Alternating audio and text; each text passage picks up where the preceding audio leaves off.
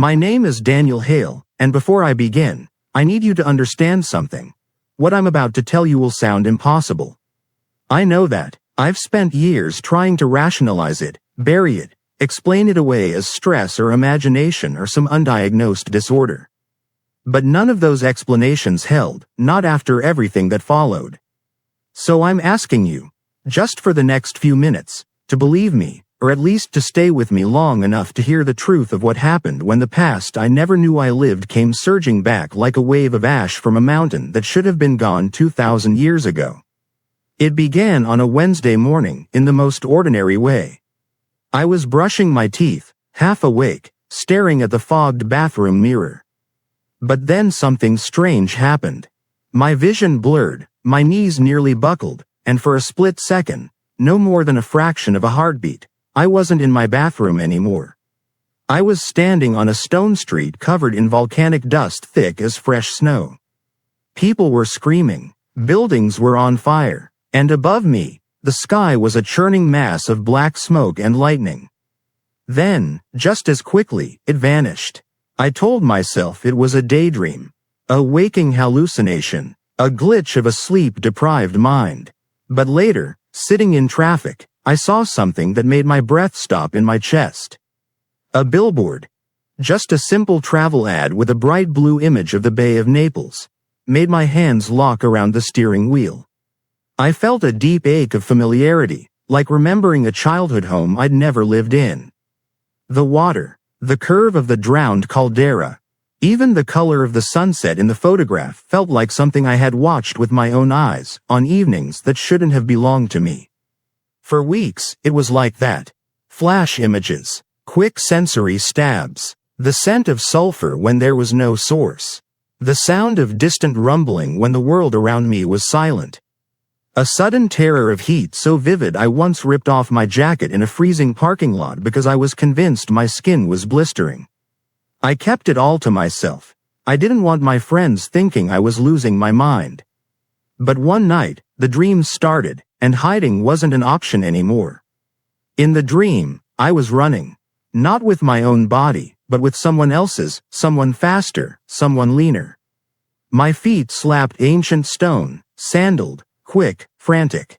My lungs burned. The air tasted metallic, thick, impossible to breathe. Behind me came a roar like the world splitting open. I woke up gasping, clutching my chest, drenched in sweat. The next morning, I noticed something I hadn't the night before. My palms were red.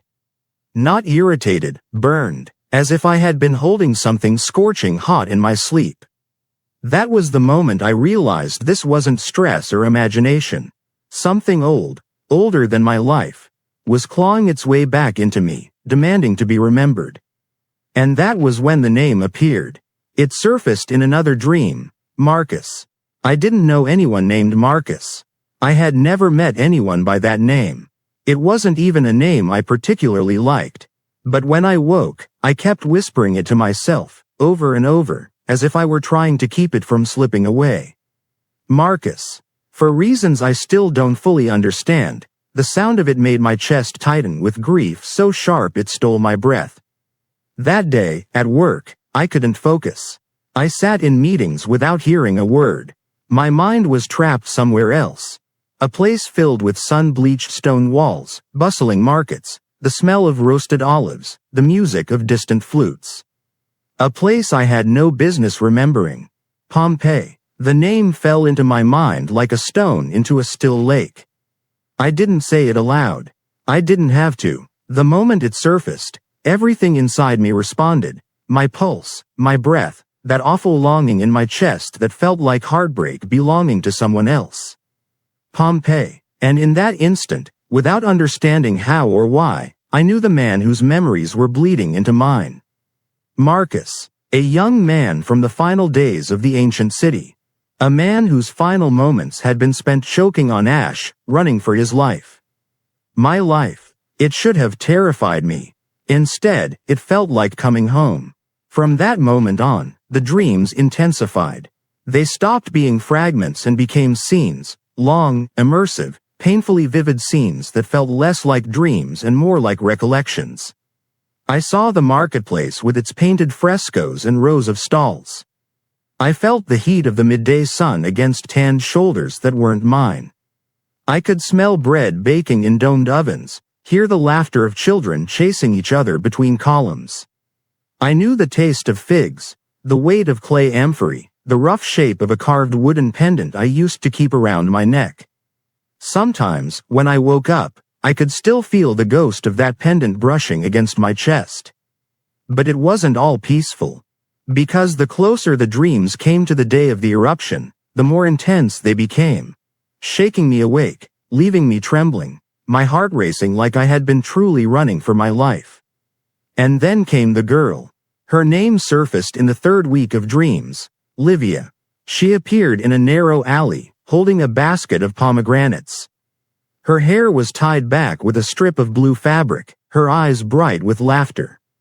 And when she looked at me, at Marcus, I felt an emotion so powerful it made my real body shudder in bed.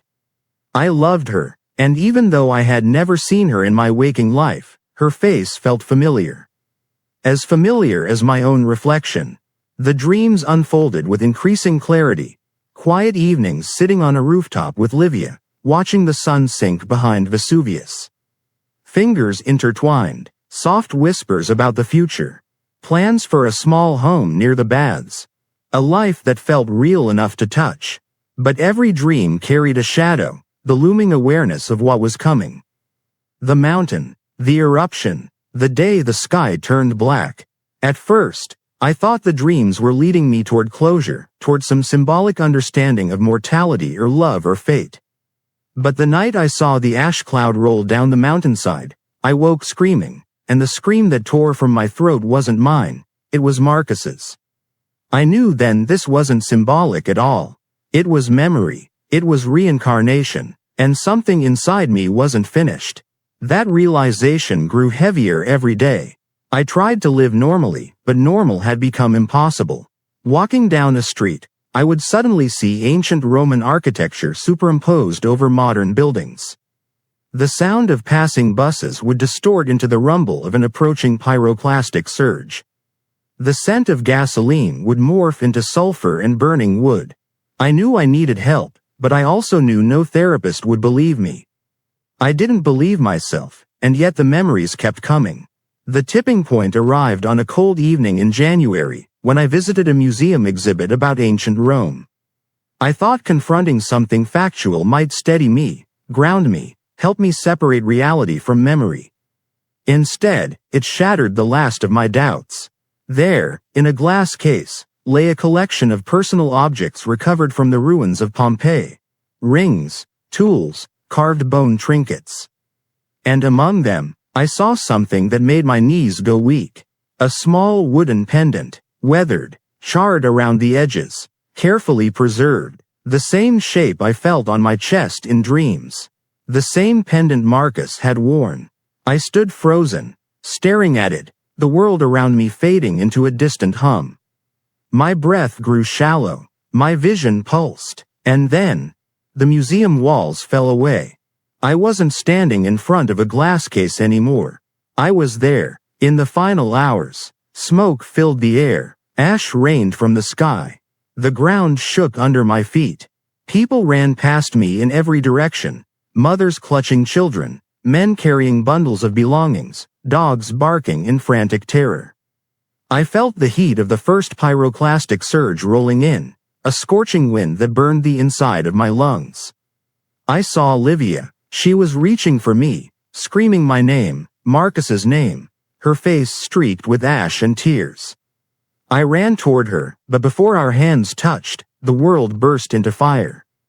The vision snapped away. I collapsed on the museum floor, gasping for air, carried back into my present life by strangers who thought I had fainted. But I knew better. The past had returned, and it wasn't done with me. Over the next several days, the visions didn't just happen at night, they bled into my waking hours. I would be walking into a grocery store and suddenly find myself back in the narrow streets of Pompeii. I'd hear the distant hum of traffic morph into the groan of buildings collapsing. Heat would wash over me in waves so real I'd flinch from it. It was getting worse, more vivid, more consuming. I needed answers, so I booked a flight. To Naples, to Pompeii, to the ruins of the life I had once lived. And as the plane descended toward the coastline, I felt something inside me stir, something ancient, something aching, something that had been waiting for centuries to return. I didn't know what I would find. I only knew one thing. Marcus had died in fire and ash. But I had not finished his story. And neither had it finished with me.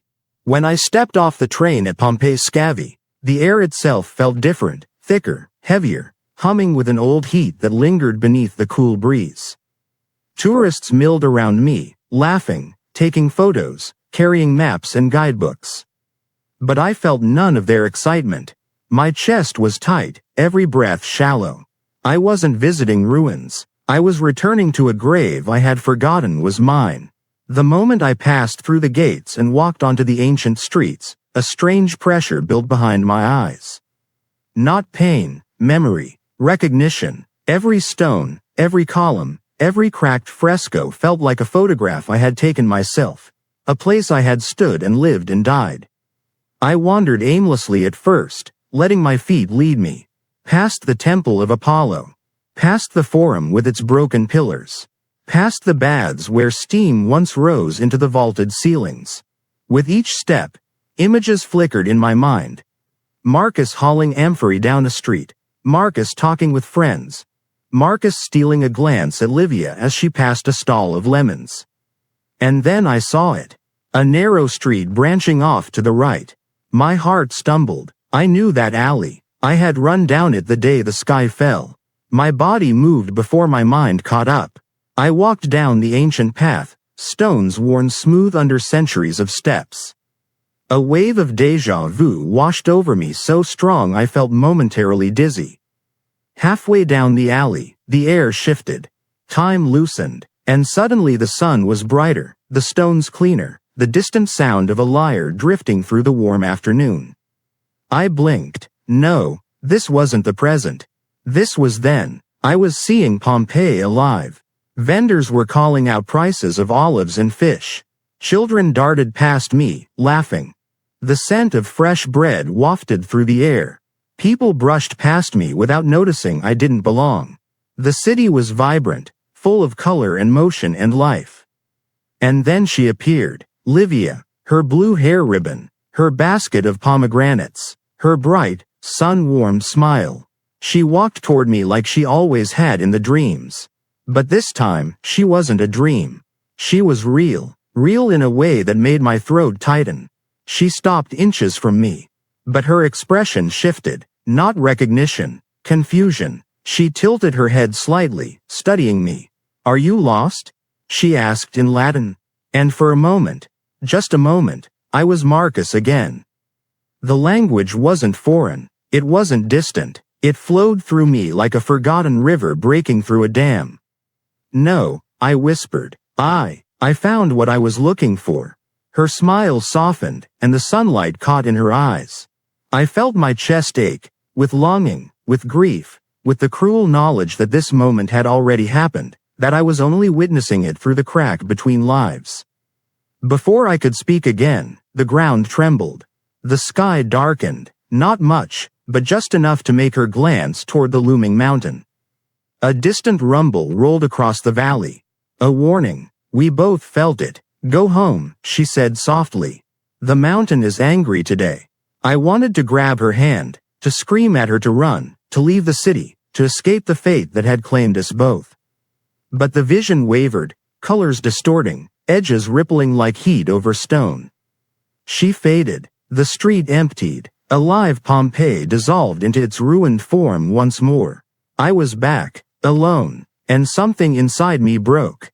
Because seeing her alive, knowing she had died in terror just hours after that moment, was a wound reopening after 2,000 years. I continued walking, no longer in control of my body, guided by something older than my life. The visions grew clearer the farther I went, pulling me deeper into memory. I found myself approaching a small, collapsed home. Nothing remarkable. A doorway framed by crumbled pillars. A mosaic floor half buried under dust. I stepped inside, and the world snapped. I wasn't Daniel anymore, not even partly. I was Marcus, inside my home. Smell of oil lamps, rough wooden table, clay cups, a cot in the corner. The pendant hanging from a hook on the wall. My home. Livia had visited here. I remembered her laugh echoing in the small room. I remembered her leaving a pomegranate on the table for sweetness. I remembered her kiss, quick, shy, before slipping back into the sunlit street. The memory hit me so hard I lost my balance, clutching the wall to stay upright. Tears blurred my vision. But then, the moment I had been avoiding surfaced. The eruption, the final day, the memory. Marcus running through streets buried in ash. Buildings collapsing behind him, screams filling the smoke, Livia lost in the chaos. The desperate attempt to reach the harbor. The wave of superheated gas descending like a living shadow. I saw it all. Felt it all, overwhelming, suffocating, unavoidable. The heat, the terror, the knowledge of imminent death. And then, something new. A detail I had never seen in the dreams. Marcus hadn't died alone. He had found her, Livia, in the final seconds, buried in ash up to her knees, reaching for him through the haze. He reached back, their hands touched, and in the instant before the fire took them, they held onto each other, the world ending around them, fingers interlaced in the last act of love. I staggered backward, choking on a cry that ripped through me. I had carried this grief unknowingly my whole life. The imprint of a death that wasn't mine had been buried in my soul like embers waiting for air. I sank to my knees on the ancient mosaic floor, my palms pressed against stone warmed by centuries of sun, and I whispered her name. Livia. A breeze passed through the ruins. Soft, warm, like a hand brushing my cheek. I opened my eyes, and she was standing there. Not in flesh, not in vision, something in between. Like a figure made of memory and light, flickering gently in the shadows of the ruined room. She looked exactly as she had before the eruption, young, alive, eyes full of quiet warmth. She didn't speak, she didn't need to. I felt her recognition, a deep, soul-level knowing that stretched across centuries. Her gaze held mine, tender and calm. You came back, she seemed to say. After all this time, you found me. The weight of 2,000 years of longing came crashing down on me. My breath caught in my throat. I'm sorry, I whispered. I couldn't save you. I couldn't save us. Her smile, soft, sad, forgiving, washed over me. And then the air shimmered. Her image dissolved. I felt her presence linger for one heartbeat, then fade like dust carried on wind. The ruins fell silent. I remained kneeling, tears tracking down my face, aware that something profound had just happened, something beyond rational explanation. But I wasn't empty. For the first time in months, maybe for the first time in lifetimes, I felt complete. The visions stopped then, not abruptly, not violently. They simply settled, like ash coming to rest after a storm. I spent another hour wandering the city, feeling less like a haunted man and more like someone attending the funeral of an old friend. At sunset, I walked toward the city gates. The sky glowed orange, the same color it had the day Marcus watched it with Livia from the rooftop. The same color that had once signaled the beginning of their end. But now, it felt like closure. As I reached the exit, I turned back one last time. The ruins were quiet, shadows long and soft across the ancient stones. And for the first time, I didn't feel fear or confusion or grief. I felt gratitude, for the memories, for the love, for the unfinished story that had finally been allowed to end. That night, in my hotel room overlooking the dark silhouette of Vesuvius, I slept without nightmares. I dreamed of nothing, or maybe of everything. When I woke, the first rays of sunlight were spilling across the valley. And in that quiet, gentle morning light, I felt it, a release. Like someone exhaling after holding their breath for centuries. I whispered her name one final time. Livia, And for the first time, it didn't hurt. Because she wasn't lost anymore. We weren't lost anymore. The past had come for me, consumed me, revealed itself to me, only to let me go. I walked to the window, watching the sun rise over the mountain that had once ended my life. "Thank you," I said softly. Then I packed my bags. And I left Pompeii behind. But I carried Marcus with me. Not as a haunting, not as a burden, but as a reminder that some stories don't stay buried, no matter how much time passes. Some loves burn hot enough to outlast fire, ash, and death itself. My name is Daniel Hale, and I remember everything, even the life I lived 2,000 years ago, in a city swallowed by fire. And I know now, some souls return, not to relive the past, but to finally let it rest.